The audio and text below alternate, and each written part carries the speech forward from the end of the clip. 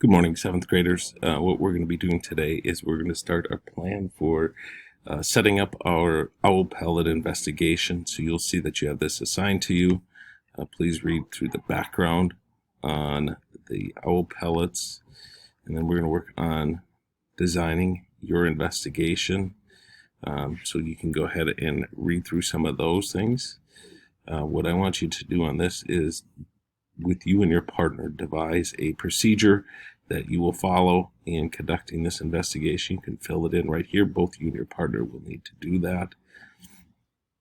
And then I want you to devise a data table and observations. How are you going to record that? What is that going to look like? Come up with a plan for that.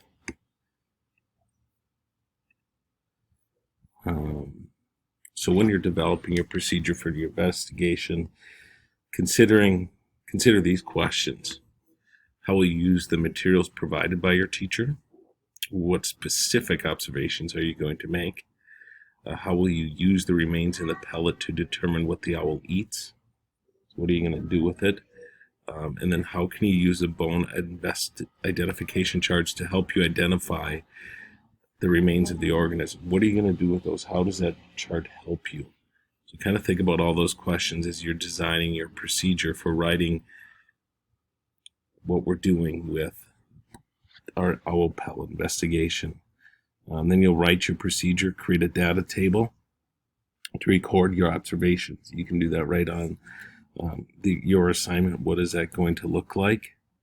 You will not need to get it checked because I'm not here, obviously. That's why you're listening to this. But on your observations, include whether each organism you find inside the owl pellet is an herbivore, omnivore, and carnivore. Remember, herbivore, they only eat plants. Omnivore eats plants and other animals. Carnivore only eats other animals. Hopefully this helps. Hopefully you get this plan put together. If you do have questions, please reach out to me via email. I will be gone at a track meet all day, but good luck with that.